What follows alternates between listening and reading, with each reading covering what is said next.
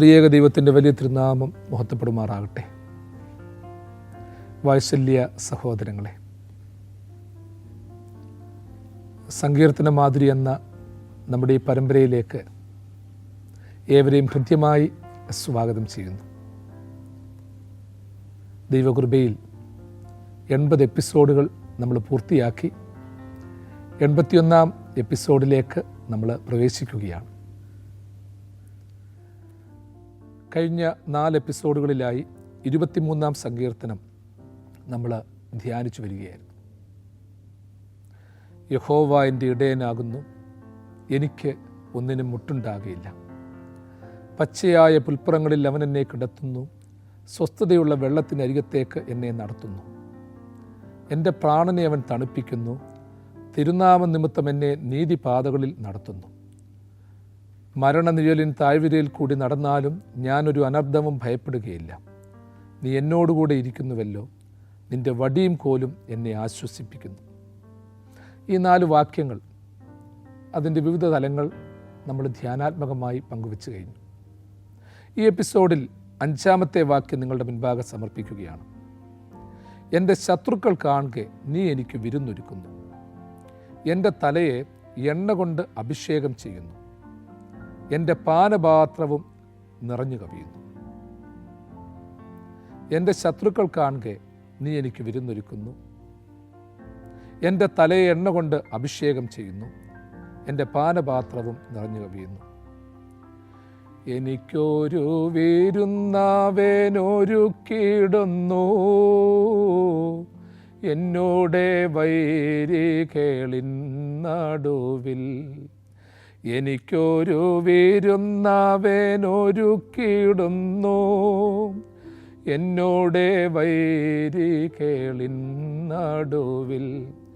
ശിരസിനെ അഖിലവും അനുദിനവും പൂശുന്നു സൗരഭ്യ തൈലമതാൽ. എന്നോടെ പാനപാത്രം ദിനവും ഉന്നാഥൻ കരുണയാൽ കവിഞ്ഞിടുന്നു. എനിക്കൊരു വിരുന്നവനൊരുക്കിടുന്നു, എന്നോടെ വൈരികളിൻ നടുവിൽ. ശിരസിനെ അഖിലവും അനുദിനവും പൂശുന്നു സൗരഭ്യ തൈലമതാൽ. എന്നോടെ പാനപാത്രം ദിനവും ഉന്നാഥൻ കരുണയാൽ കവിഞ്ഞിടുന്നു. നമ്മളുടെ പൂർവികന്മാർ നമ്മൾ എത്ര തലമുറയായി എത്ര നാളുകളായി ചൊല്ലിയിട്ടുള്ള ഒരു കീർത്തനമാണ്, ഒരു കീർത്തന ഭാഗമാണിത്. എൻ്റെ ശത്രുക്കൾ കാണുക നീ എനിക്ക് വിരുന്നൊരുക്കുന്നു, എൻ്റെ തലയെ എണ്ണ കൊണ്ട് അഭിഷേകം ചെയ്യുന്നു, എൻ്റെ പാനപാത്രവും നിറഞ്ഞു കവിയുന്നു. പഴയകാലത്ത് ഒരു വിശ്വാസിയെ സംബന്ധിച്ചുള്ള ഒരു വലിയൊരു അനുഭവ സാക്ഷ്യമാണ് ശത്രുക്കളുടെ മുൻപാകെ വിരുന്നൊരുക്കുന്ന അനുഗ്രഹത്തിൻ്റെ, അഭിഷേകത്തിൻ്റെ, സമർപ്പണത്തിൻ്റെ, സ്നേഹത്തിൻ്റെ പ്രതീകമായി എണ്ണ തേൽക്കുന്ന ആ അനുഭവത്തിലൂടെ എൻ്റെ ജീവിതപാനപാത്രമാകുന്ന സൗഭാഗ്യങ്ങൾ ഒട്ടും കുറയാതെ, കുറഞ്ഞു പോകാതെ നിറഞ്ഞു കവിയുന്ന ആ ഒരു അനുഭവം. ഇതെല്ലാവർക്കും ഒരു സ്വപ്നമാണ്.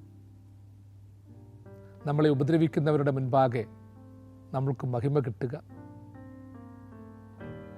നമുക്ക് പദവികളും അവകാശങ്ങളും കിട്ടുക, ദിവ്യമായ ശേഷിപ്പ് വരുത്തുക. ഇവിടെ യഹോവ ഇടയനായിരിക്കുന്ന ഒരു ഭക്തൻ 3 സാക്ഷ്യങ്ങളാണ് അവിടെ പറയുന്നത്. ഒന്നാമത് പറയുന്നു, എൻ്റെ ശത്രുക്കൾ കാണുക നീ എനിക്ക് വിരുന്നൊരുക്കുന്നു. തള്ളപ്പെട്ടവരുടെ മുൻപാകെ, ദുഷിക്കപ്പെട്ടവരുടെ മുൻപാകെ അധികാരങ്ങളും അനുഭവങ്ങളും കിട്ടുന്നൊരു അനുഭവം ഏവർക്കും ആകർഷണീയമായൊരു അനുഭവമാണ്.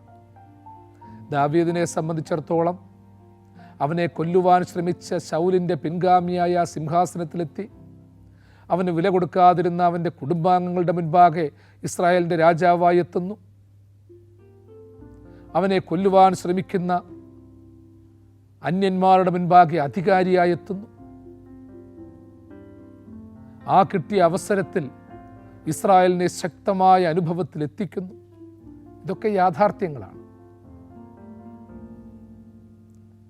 എൻ്റെ ശത്രുക്കൾ കാണുക, നീ എനിക്ക് വിരുന്നൊരുക്കുന്നു എന്ന് പറയുമ്പോൾ പുതിയ നിയമ പശ്ചാത്തലത്തിൽ, നമ്മുടെ അനുഭവ പശ്ചാത്തലത്തിൽ അതിനെ നമ്മൾ എങ്ങനെ വ്യാഖ്യാനിക്കണം, പഠിക്കണമെന്ന് നമ്മൾ തന്നെ ചിന്തിക്കണം. നമുക്ക് സിമ്പിളായിട്ട് പറയാനാണെങ്കിൽ നമുക്ക് വേണേ പറയാം, അവൻ എന്നെ ഒത്തിരി നിന്ദിച്ചവനാണ്, അവൻ എന്നെ കൊല്ലാൻ ശ്രമിച്ചവനാണ്, അവൾ എന്നെ ചതിച്ചവളാണ്, ഇപ്പോൾ ഞാൻ അധികാരിയായി അവരുടെ മുൻപാകെ എത്തിയിരിക്കുന്നു. ഭരണാധികാരികൾക്ക് പറയാം, എന്നെ കാലുവാരി തോൽപ്പിച്ചവൻ്റെ മുൻപാകെ, എന്നെ നശിപ്പിക്കാൻ ശ്രമിച്ചവൻ്റെ മുൻപാകെ, ആരോപണങ്ങൾ ഉന്നയിച്ചവൻ്റെ മുൻപാകെ ഞാൻ നല്ലൊരു പദവിയിലെത്തിയിരിക്കുന്നു. സമ്പന്നനായവന് പറയാം, എൻ്റെ പ്രതിസന്ധിയിൽ ഞാൻ കൈനീട്ടിയപ്പോൾ കണ്ണടച്ചു കളഞ്ഞവൻ്റെ മുൻപാകെ ഞാനിപ്പോൾ സമ്പന്നനായി മാറിയിരിക്കുന്നു. അല്പം ഭക്ഷണം ചോദിച്ചപ്പോൾ തരാത്തവൻ്റെ മുൻപാകെ, കടം ചോദിച്ചപ്പോൾ തരാത്തവൻ്റെ മുൻപാകെ, എന്നെ ഒറ്റിക്കൊടുത്തവൻ്റെ മുൻപാകെ ഞാനിപ്പോൾ സുരക്ഷിതനായിരിക്കുന്നു. യഥാർത്ഥത്തിൽ ശത്രുക്കൾ മുൻപാകെ മേശൊരുക്കുന്നു എന്ന് പറയുന്നത് ആ ഒരു അനുഭവമാണോ? പുതിയ നിയമം അതാണോ പഠിപ്പിക്കുന്നത്? അതായത് നമുക്ക് നഷ്ടം വന്നവരും നഷ്ടപ്പെടുത്തിയവരും നമ്മളെ വേദനിപ്പിച്ചവരും കാണെ ദൈവം എനിക്കും നിങ്ങൾക്കും എന്തെങ്കിലുമൊക്കെ തരുന്നതാണോ ശത്രുക്കളുടെ മുൻപാകെ മേശ ഒരുക്കുക എന്ന് പറയുന്നത്? ആ ശത്രുക്കൾ എന്നുള്ള പ്രയോഗത്തിന് പോലും ഹീബ്രു ഭാഷയിൽ ആഴമേറിയ ചില അനുഭവമുണ്ട്. 23-ാം സങ്കീർത്തനത്തിൽ എഴുതപ്പെട്ട യഥാർത്ഥ ഹീബ്രു ഭാഷയിൽ വെറും ശത്രു എന്നുള്ള പദമല്ല, നാശം എന്നുള്ള അർത്ഥമല്ല, എന്നെ ഇല്ലായ്മ ചെയ്യാൻ ശ്രമിക്കുന്നവർ എന്നുള്ള അർത്ഥം മാത്രമല്ല, അതിന് അല്പം കൂടി ആഴമേറിയ അർത്ഥം ആ വാക്കിനുണ്ട്. എന്നെ തിരിച്ചറിയാതെ പോയവരുടെ മുൻപാകെ, എനിക്ക് വിരുന്ന് തരാത്തവരുടെ മുൻപാകെ, എന്നെ വിരുന്നിന് ക്ഷണിക്കാത്തവരുടെ മുൻപാകെ, എന്നെ കരുതാത്തവരുടെ മുൻപാകെ എൻ്റെ ദൈവം എനിക്ക് വിരുന്നൊരുക്കുന്നു. അതായത് അതൊരു വലിയൊരു ഓപ്ഷനായിട്ടേക്കുന്നേ. എന്നെയോ നിങ്ങളെയോ വിരുന്നിന് ക്ഷണിക്കാത്തവൻ്റെ മുൻപാകെ, എന്നെയോ നിങ്ങളെയോ സ്നേഹിക്കാത്തവരുടെ മുൻപാകെ, തിരിച്ചറിയാത്തവരുടെ മുൻപാകെ, വിശ്വസിക്കാത്തവരുടെ മുൻപാകെ വിരുന്ന് ഒരുക്കുക എന്ന് പറയുന്നത്, ഓർത്തോണം, ഈ വിരുന്നൊരുക്കുക എന്ന് പറയുന്നത് ഒരു വ്യക്തിക്ക് മാത്രമല്ല. അതൊരു സിംഗുലറായിട്ടുള്ളൊരു പ്രോസസ്സ് അല്ലാതെ ഒരു സോഷ്യൽ പ്രോസസ്സാണ്. അതായത് വിരുന്നൊരുക്കുക എന്ന് വെച്ചാൽ ഒരു വ്യക്തിക്ക് മാത്രം വിരുന്നൊരുക്കുക എന്ന് പറയാൻ പറ്റത്തില്ല, ഒരു കൂട്ടത്തിനാണ്, ഒരു പരീക്ഷണമാണ്, ഒരു ടെസ്റ്റ് ഡോസാണ്. അതെ, എൻ്റെ മുൻപാകെ വിശാലതയേറിയ വിരുന്നൊരുക്കിയിട്ടുണ്ട്. എനിക്ക് എത്ര വേണം? 2 വറ്റു പോരെയോ പ്രിയപ്പെട്ടവരെ? എനിക്ക് നിങ്ങൾക്കും വയറിനറിയാൻ ഒത്തിരി വേണോ? ഒരു കലം ചോറ് വേണോ? ഒരുപാട് കൂട്ടാനുകൾ വേണോ? ഒരു കലം ഇറച്ചി വേണോ? മീൻ വേണോ? തോരൻ വേണോ? എത്രയും വേണം നമുക്ക്? 2 തവി 3 തവി ചോറ്, കഴിക്കുന്നവർക്ക് അതിൽ കൂടുതൽ കഴിക്കാം. 1 സ്പൂൺ തോരൻ, ഒരല്പം കറി, 1-2 പീസ് മീൻ. പക്ഷേ വിരുന്നെന്ന് പറയുമ്പോൾ ഓർത്തോണം, ഒരു ബാങ്ക്വറ്റ് എന്ന് പറയുമ്പോൾ ഒത്തിരിയുണ്ട്. ഭക്ഷണം ഒരുപാട് ക്രമീകരിച്ചേക്കുക. നമ്മൾ വീട്ടിൽ വിരുന്നൊരുക്കുക എന്നല്ല പറയുന്നത്, 3-4 പേർക്ക് വേണ്ടി വിരുന്നൊരുക്കുക എന്നല്ല നമ്മൾ പറയുന്നത്. അത് അത്രയും മതി, ഒരു കൊച്ചു കലത്തിൽ മതി. വിരുന്നൊരുക്കുമ്പോൾ ഒരു വലിയ ചെമ്പിനകത്തിൽ, ഒരു വലിയ കലത്തിനകത്ത് ഒരുപാട് അരി, ഒരുപാട് കൂട്ടാനുകൾ, ഇതെല്ലാം ക്രമീകരിച്ചേക്കുക. എന്നെ തിരിച്ചറിയാത്തവൻ്റെ മുൻപാകെ, എന്നെ മനസ്സിലാക്കാത്തവൻ്റെ മുൻപാകെ, എൻ്റെ നാശം ആഗ്രഹിച്ചവൻ്റെ മുൻപാകെ, എന്നെ യഥാർത്ഥത്തിൽ നിന്ദിക്കുന്ന ദുഷ്ടമനസ്സോടെ പ്രവർത്തിക്കുന്നവൻ്റെ മുൻപാകെ ദൈവം എനിക്കൊരു സദ്യ ഒരുക്കിയിട്ടുണ്ടെങ്കിൽ, എനിക്ക് വേണ്ടി മാത്രമുള്ള സീറ്റല്ല, നിങ്ങൾക്ക് വേണ്ടി മാത്രമുള്ള സീറ്റല്ല, ഒഴിഞ്ഞിരിക്കുന്ന സീറ്റുകളിൽ എന്നെ നിങ്ങളെ നശിപ്പിക്കാൻ ശ്രമിച്ചവരെയൊക്കെ വിളിച്ചിരുത്തി അവർക്ക് വിളമ്പിക്കൊടുത്ത് അവരെ ഭക്ഷണത്തിനിരുത്തുന്ന ഒരു അനുഭവം ഉണ്ടാകണം. നമ്മുടെ കർത്താവ് പറഞ്ഞൊരു ഉപമ, ദാസന്മാർക്കൊക്കെ ജോലി കൊടുത്തിട്ട് പോയിട്ട് യജമാനൻ അവസാനം പറയാത്ത സമയത്ത് തിരിച്ചു വരികയാണ്. അപ്പോൾ വേണ്ട പണി ചെയ്തുകൊണ്ടിരിക്കുന്ന ദാസനെ യജമാനൻ അരകെട്ടി അവനെ ഭക്ഷണത്തിനിരുത്തി വിളമ്പിക്കൊടുക്കുന്ന ഒരു അനുഭവം. അങ്ങനെയുള്ള ഒരു അനുഭവത്തിൻ്റെ പൂർണ്ണതയാണ് ശത്രുക്കൾ മുൻപാകെ മേശ ഒരുക്കുന്നു എന്ന് പറയുന്നത്. എന്നെ തിരിച്ചറിയാത്തവനും ഉപദ്രവിച്ചവനും പട്ടിണിയിരിക്കുമ്പോൾ, അവനിപ്പോൾ ചില പ്രത്യേക സാഹചര്യങ്ങൾ കൊണ്ട് വീണ് കിടക്കുമ്പോൾ ഞാൻ മേശയിൽ ഇരുന്നു കൊണ്ട് ഭോജനം കഴിക്കുക എന്ന് പറയുന്നത് ദൈവസ്നേഹത്തിന് വിരുദ്ധമാണ്, ദൈവത്തെ തിരിച്ചറിയാത്ത അനുഭവമാണ്. പ്രിയപ്പെട്ടവരെ, ഞാൻ വീണ്ടും സാക്ഷിക്കട്ടെ. ഞാൻ കഴിക്കാനിരിക്കുന്ന, എനിക്ക് വേണ്ടി എൻ്റെ ദൈവം ഒരുക്കപ്പെട്ട ഭൗതിക സാഹചര്യങ്ങളാകുന്ന ആ സദ്യയ്ക്ക് മുൻപിൽ ഒരു കാര്യം ദൈവം എന്നോട് ചോദിക്കുകയാണ്. മകനെ, ഇന്ന വ്യക്തികൾ നിന്നെ ഒത്തിരി ഉപദ്രവിച്ചിട്ടുണ്ട്, ചതിച്ചിട്ടുണ്ട്, വഞ്ചിച്ചിട്ടുണ്ട്, കുറ്റങ്ങൾ ഒരുപാട് പറഞ്ഞിട്ടുണ്ട്, നിന്നെ ഒത്തിരി നൊമ്പരപ്പെടുത്തിയിട്ടുണ്ട്. അതെല്ലാം സത്യമാണ്. ഈ സദ്യ ഞാനിപ്പോൾ ഒരുക്കി തന്നിരിക്കുന്നതും ഈ അനുഭവങ്ങളാകുന്ന, സമ്പത്താകുന്ന, വീടാകുന്ന, കൂടാകുന്ന, നിക്ഷേപങ്ങളാകുന്ന, സ്വർണവും വെള്ളിയുമാകുന്ന, പദവികളാകുന്ന ഈ സദ്യ ഞാൻ ഒരുക്കി തന്നിരിക്കുന്നത് നിനക്കാണെന്നുള്ളതും സത്യമാണ്. പക്ഷേ നീ എൻ്റെ മകനും എൻ്റെ മകളുമാണെങ്കിൽ, എൻ്റെ പ്രിയപ്പെട്ടവനാണെങ്കിൽ, നീ ഒറ്റയ്ക്ക് ഇതൊക്കെ ആസ്വദിക്കുമോ? നീ മറ്റുള്ളവർക്കും കൊടുക്കത്തില്ലേ? അതെ, ഒരു കാലഘട്ടത്തിൽ നിന്നെ ഉപദ്രവിച്ചവനൊന്ന് ഒത്തിരി വീണു പോയിട്ടുണ്ട്. അവന് നിക്ഷേപങ്ങളില്ല, അവന് കഴിക്കാനില്ല, ആരോഗ്യവും ബലവുമില്ല, സമാധാനവുമില്ല. നിനക്കുള്ള അനുഗ്രഹമാകുന്ന സദ്യ നീ അവന് കൊടുക്കുമോ? സമ്പത്താകുന്ന സദ്യ കൊടുക്കുമോ? ബുദ്ധിയാകുന്ന സദ്യ കൊടുക്കുമോ? നിന്റെ സ്വാധീനമാകുന്ന സദ്യ പങ്കിട്ട് കൊടുക്കുമോ? അതുകൊണ്ട് തന്നെ പ്രിയമുള്ളവരെ, നമ്മൾ എപ്പോഴും ഒരു കാര്യം ആലോചിച്ചോണം. ഒരു മനുഷ്യനെ നമ്മൾ ഏറ്റവും കൂടുതൽ നിന്ദിക്കുകയും ദുഷിക്കുകയും കള്ളത്തരങ്ങൾ പറയുകയും ചെയ്യുമ്പോഴും ഓർത്തോണം, എനിക്കും നിനക്കും നാളെ ആശ്വാസകനായി, സദ്യ വിളമ്പുന്നവനായി, വിരുന്നൊരുക്കുന്നവനായി ദൈവം ക്രമീകരിച്ചിരിക്കുന്നത് അവനെയാണെന്ന് മറന്നു പോകരുത്. ജോസഫിൻ്റെ സഹോദരങ്ങൾ ജോസഫിനെ പൊട്ടക്കണറ്റിലിട്ടെങ്കിലും, മിഥ്യാന്യർക്ക് വിറ്റെങ്കിലും, പിന്നീട് പോത്തിഫറിൻ്റെ ഭാര്യ അവനെതിരെ ദുരാരോപണങ്ങൾ ഉന്നയിച്ചെങ്കിലും, ആ പോത്തിഫറിൻ്റെ ഭാര്യയ്ക്ക് വേണ്ടിയും ജോസഫിനെ മറന്നുപോയ പാനപാത്രവാഹകന് വേണ്ടിയും, അവനെ മിഥ്യാന്യർക്ക് വിറ്റവർക്ക് വേണ്ടിയും, അവനെ കിണറ്റിൽ തള്ളിയിട്ട സഹോദരങ്ങൾക്ക് വേണ്ടിയും ജീവരക്ഷയ്ക്ക് വേണ്ടി ദൈവം ഒരുക്കി വെച്ചത് ആ ജോസഫിനെയായിരുന്നു. നമ്മളത് മറക്കരുത്. ഒരു മനുഷ്യൻ നാശത്തിലേക്ക് പോകുമ്പോഴും അവൻ അനേകരെ രക്ഷപ്പെടുത്താനുള്ളവനാണ്, അവൻ നാളെ എനിക്ക് വെള്ളം തരാനുള്ളവനാണെന്നുള്ള പ്രത്യാശയോടുകൂടി നമ്മൾ അവനെ കൈപിടിച്ചുയർത്തണം. എന്നെ നിങ്ങളെയും ഉപദ്രവിക്കുന്നവർ, വേദനിപ്പിക്കുന്നവർ ഇന്നോ നാളെയോ മരണപ്പെട്ടോ തളർന്നോ പോയിട്ടുണ്ടെങ്കിൽ എനിക്കുമൊരു പ്രയോജനവുമില്ല, നിങ്ങൾക്കുമൊരു പ്രയോജനമില്ല. അവരാരോഗ്യത്തോടിരിക്കണം. കാരണം അവർ ചെയ്തത് തെറ്റാണെങ്കിൽ ദൈവത്തിൻ്റെ കരുണയെ അവർ തിരിച്ചറിയുവാൻ ഇടയാകണം. കാരണം അവർ ശിക്ഷാർഹരാകാൻ പാടില്ല.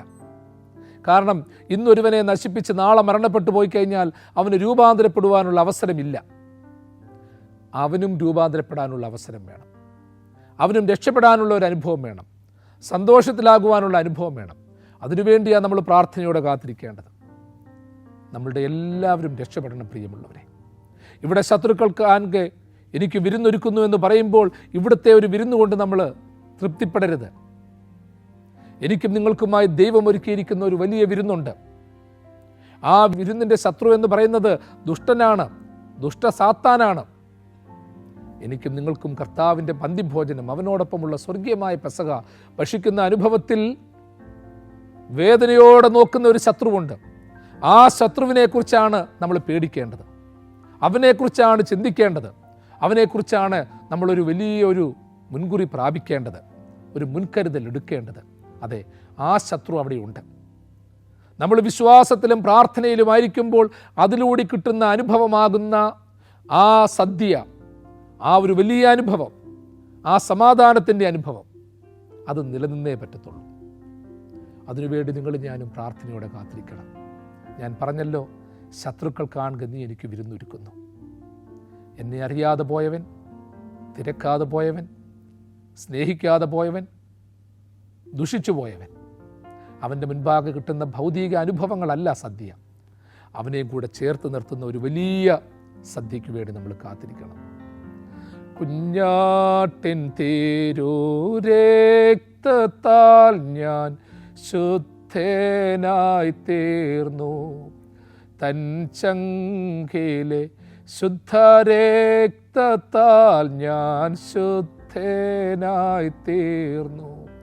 തൻ ചങ്കിലെ ശുദ്ധരക്തത്താൽ ഞാൻ ശുദ്ധനായി തീർന്നു.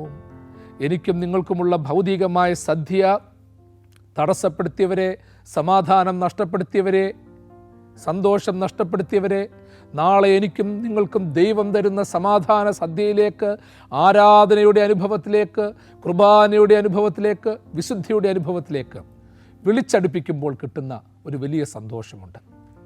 ആ സന്തോഷത്തിലേക്ക് എത്തിച്ചേരുവാൻ എനിക്കും നിങ്ങൾക്കും സാധിക്കണം. ഞാനൊരു ജീവിതാനുഭവം നിങ്ങളോട് പങ്കുവയ്ക്കട്ടെ. എൻ്റെ ജീവിതത്തിൽ ഒരുപാട് പ്രതിസന്ധി ഉണ്ടായിരുന്ന ഒരു സാഹചര്യത്തിന് ശേഷം വിശുദ്ധ കുർബാന അർപ്പിച്ചപ്പോൾ, പ്രത്യേകിച്ച് സുറിയാനി ക്രിസ്ത്യാനികളുടെ വിശുദ്ധ കുർബാനയിൽ ഖണ്ഡിപ്പിൻ്റെ ശുശ്രൂഷ, അപ്പവീഞ്ഞുകൾ മുറിക്കുന്ന ശുശ്രൂഷ, ശുദ്ധീകരിക്കുന്ന ശുശ്രൂഷ, അത് വലിയ ഹൃദയസ്പർശിയായ ഒരു അനുഭവം. ആ ശുശ്രൂഷ നടത്തിക്കൊണ്ടിരുന്നപ്പോൾ അൻപുടിയോനെ എന്നുള്ള പാട്ട് ശുശ്രൂഷകർ വളരെ ഭക്തിപൂരിതമായിട്ട് പാടുകയാണ്. അപ്പം ഖണ്ഡിക്കുവാൻ തക്കവണ്ണം ഞാൻ എൻ്റെ കയ്യിലെടുത്തു. ആ അപ്പത്തിൽ അതുവരെ കണ്ടതിനേക്കാൾ പ്രത്യേകമായ ഭാവത്തോടെ കർത്താവിൻ്റെ തിരുമുഖം ഞാൻ കണ്ടു. ഒരു റീൽസിൽ എന്നതുപോലെ ആ ബാക്ക്ഗ്രൗണ്ടിലൂടെ എന്നെ വേദനിപ്പിച്ചെന്ന് എനിക്ക് തോന്നിയ പലരുടെയും മുഖങ്ങൾ ഇങ്ങനെ ഓടിക്കൊണ്ടിരിക്കുകയെ കർത്താവിൻ്റെ ഒരു സ്വരം ഞാൻ കേട്ടു. ഇവരെയൊക്കെ ശിക്ഷിക്കണമെന്നാണോ നീ ആഗ്രഹിക്കുന്നത്?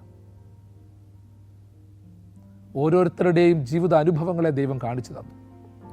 ഓരോരുത്തർക്ക് എന്തെങ്കിലുമൊക്കെ പറ്റിക്കഴിഞ്ഞാൽ അവരുടെ കുടുംബത്തിനുണ്ടാകുന്ന ബുദ്ധിമുട്ടുകൾ നീ ഇവരെ കരുതുമോ? ജീവിത പങ്കാളികളെ കരുതാൻ നിന്നെ കൊണ്ട് പറ്റുമോ? കുഞ്ഞുങ്ങളെ കരുതാൻ പറ്റുമോ? എനിക്ക് മറുപടിയില്ല. ദൈവമേ, അവരൊക്കെ സന്തോഷത്തോടിരിക്കണം. ദൈവം എന്നെക്കൊണ്ട് അങ്ങനെ പറയിപ്പിച്ചത്, എൻ്റെ അതരങ്ങൾ കൊണ്ട് പറയിപ്പിച്ചത്, തോന്നിപ്പിച്ചത്. വീണ്ടും പറഞ്ഞു, നീ അവർക്ക് വേണ്ടിയൊക്കെ പ്രാർത്ഥിക്കുക.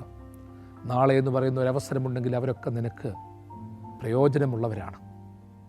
നീ അവർക്കും പ്രയോജനമുള്ളവനാകേണ്ടവനാണ്. എൻ്റെ മനസ്സിലിന്നും പച്ചപിടിച്ച് കിടക്കുന്ന ഒരു അനുഭവം, ഒരു ദർശനാനുഭവം. പ്രിയമുള്ളവരെ, നമ്മുടെയൊക്കെ ജീവിതത്തിൽ അങ്ങനെയൊക്കെയുള്ള അനുഭവങ്ങൾ ഉണ്ടാകണം. ശത്രുവിനെ പട്ടിണിക്കിട്ട്, വേദനിപ്പിക്കുന്നവനെ പട്ടിണിക്കിട്ട് നിങ്ങളും ഞാനും അനുഭവിക്കുന്ന ഒരു അനുഭവത്തിനും, അത് ആരാധനയ്ക്കാണെങ്കിലും പ്രാർത്ഥനയ്ക്കാണെങ്കിലും പന്തിഭോജനത്തിനാണെങ്കിലും, അതുകൊണ്ട് പ്രയോജനമില്ല എന്നുള്ള കാര്യം ഓർത്തുകൊള്ളണം. വീണ്ടും ഇവിടെ പറയുകയാണ്, എൻ്റെ തലയെ എണ്ണ കൊണ്ട് അഭിഷേകം ചെയ്യുന്നു. തലയെ എണ്ണ കൊണ്ട് അഭിഷേകം ചെയ്യുന്നു.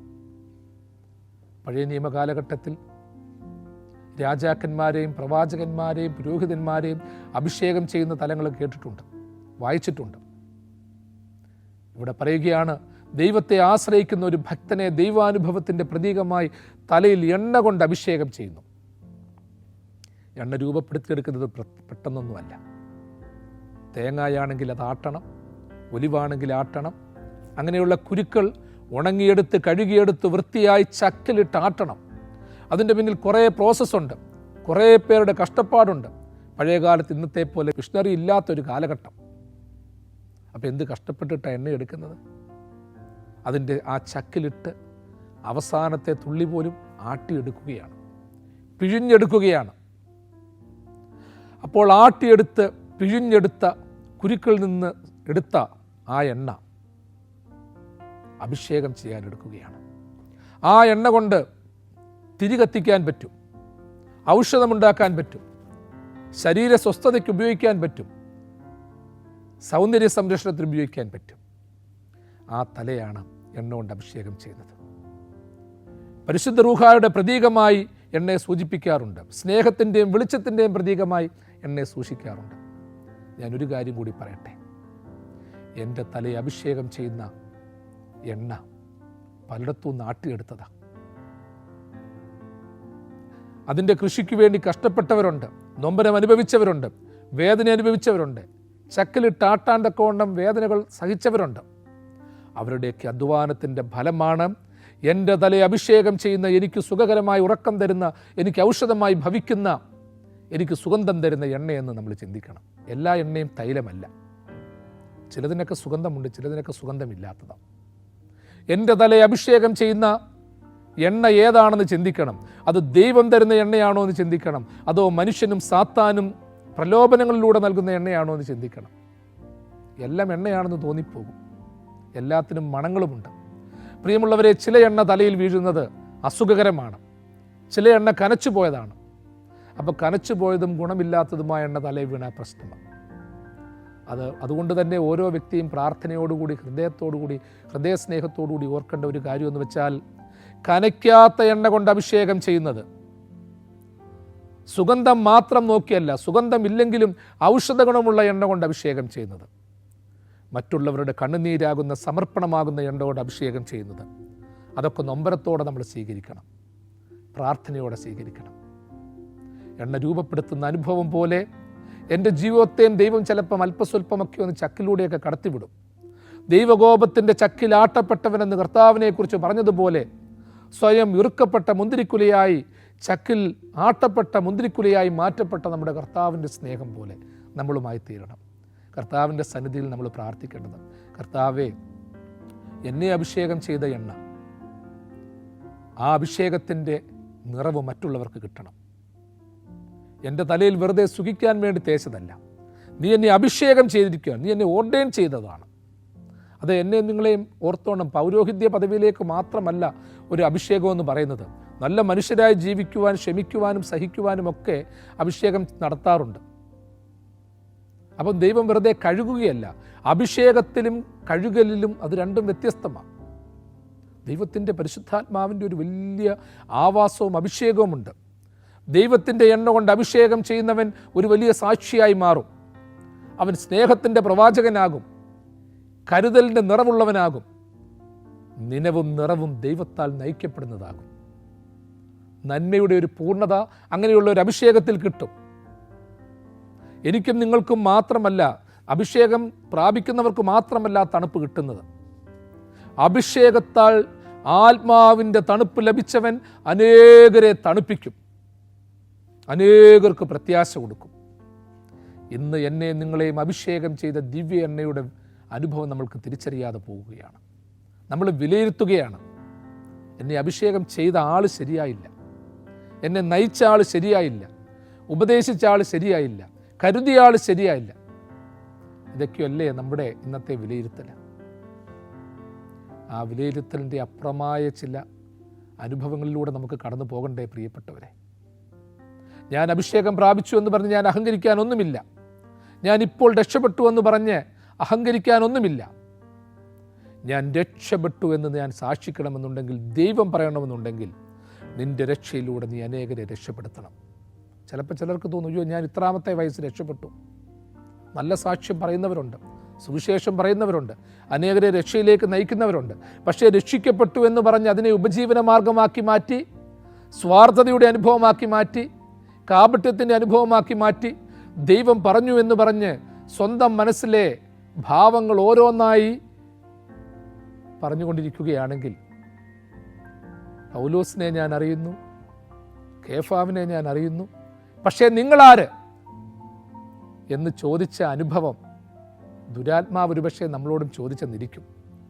പൈശാചികന്റെ ശക്തി നമ്മളോട് ചോദിച്ചെന്നിരിക്കും. ദൈവത്തിൻ്റെ അഭിഷേകം പ്രാപിച്ചവൻ ആരാണെന്ന് സാത്താനും അറിയാം, സമൂഹത്തിനും അറിയാം, നമുക്കെല്ലാവർക്കും അറിയാം. അപ്പം എണ്ണ കൊണ്ട് അഭിഷേകം ചെയ്യുന്നു.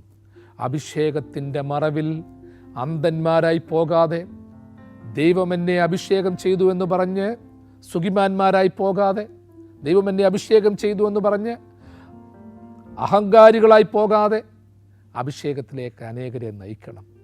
എന്നെ അഭിഷേകം ചെയ്ത അനുഭവത്തെക്കുറിച്ച് ചിന്തിക്കണം. എൻ്റെ കർത്താവിൻ്റെ തിരുരക്തം എന്നെ അഭിഷേകം ചെയ്തതാണ്. പഴയ നിയമത്തിൽ എൻ്റെ തലയെ എണ്ണ കൊണ്ട് അഭിഷേകം ചെയ്യുന്നു എന്ന് പറയുന്നത് പോലെ, പുതിയ നിയമത്തിൽ ഓർത്തോണം, എൻ്റെ കർത്താവിൻ്റെ തിരുരക്തത്താൽ ഞാൻ അഭിഷേകം ചെയ്യപ്പെട്ടവനാണ്. ആ തിരുരക്തം എല്ലാ പുണ്യാഹരക്തത്തേക്കാൾ വലുതാണ്, അനുഭവത്തേക്കാൾ വലുതാണെന്ന് സാക്ഷിക്കണം. വീണ്ടും പറയുന്നു, എൻ്റെ പാനപാത്രവും നിറഞ്ഞു കവിയുന്നു. നിറഞ്ഞു കവിയുന്ന പാനപാത്രം നമുക്കൊറ്റ വാക്യത്തിൽ പറഞ്ഞാൽ സമൃദ്ധിയുടെ ഒരു അനുഭവമാണ്. എന്ന് വെച്ചാൽ അവിടെ ഒരിക്കലും ഒരു കുറവില്ല, ഒരു ബലഹീനതയില്ല. അതിങ്ങനെ എപ്പോഴും നിറഞ്ഞു കവിഞ്ഞുകൊണ്ടിരിക്കുകയാണ്. ഒരു അക്ഷയപാത്രം പോലെ ആയിക്കൊണ്ടിരിക്കുകയാണ്. എടുത്താലും തീരത്തില്ല. ആഗ്രഹിക്കുന്നതൊക്കെ കിട്ടും.